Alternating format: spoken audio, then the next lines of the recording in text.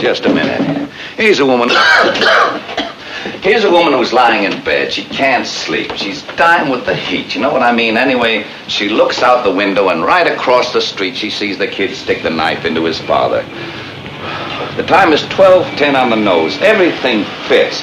Look, she's known the kid all his life.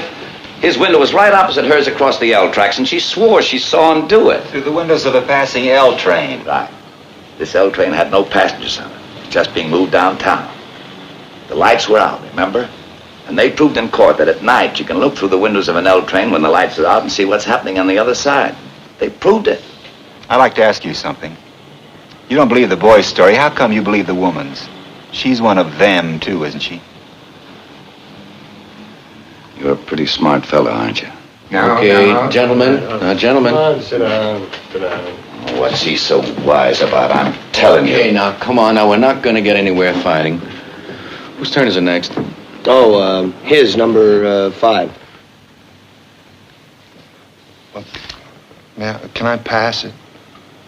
Well, that's your privilege. How about the next gentleman? Oh, well, I don't know. I started to be conventional very early in the case. You see, I was looking for a motive. That's very important because if you don't have a motive, where's your case, right? Anyway, that testimony from those people in the apartment across the hall from the kid's apartment, that was very powerful. Didn't they say something about a fight and an argument between the old man and his son around about 7 o'clock that night? I mean, I could be wrong, but It was 8 o'clock. It was 8 o'clock, that's right. They heard an argument. They couldn't hear what it was about. Then they heard the father hit the boy twice.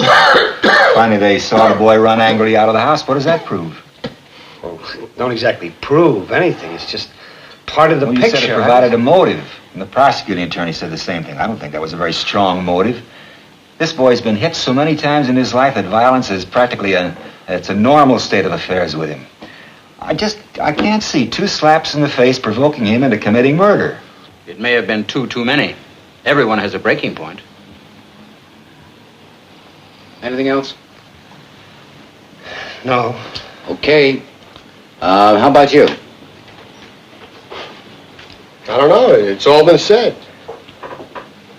You can talk here forever. It's still the same thing. This kid is 5 for 0.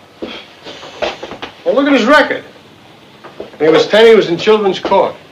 He threw a rock at a teacher. When he was 15, he was in reform school. He stole a car. He's been arrested for mugging. He's picked up twice for knife fighting. Oh, yeah, they say he's real handy with a knife. Oh, this is a very fine boy. Ever since he was 5 years old, his father beat him up regularly. He used his fists. Well, so would I. A kid like that? It's these kids, the way they are nowadays. When I was a kid, I used to call my father Sir. That's right, Sir. You ever hear a kid call his father that anymore? Fathers don't seem to think it's important anymore. You got any kids? 3. I got one. 22 years old.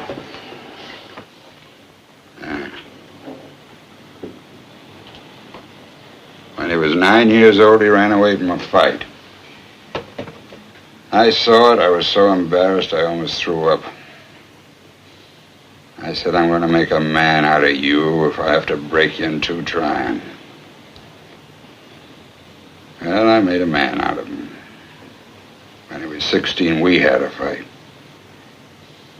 Hit me in the jaw. He's a big kid. Haven't seen him for 2 years. Kids. Work your heart out. Well, let's get going. I think we're missing the point here. This boy, let's say he's the product of a broken home in a filthy neighborhood. We can't help that. We're here to decide whether he's innocent or guilty, not to go into the reasons why he grew up the way he did. He was born in a slum. Slums are breeding grounds for criminals. I know it, and so do you. It's no secret children from slum backgrounds are potential menaces to society.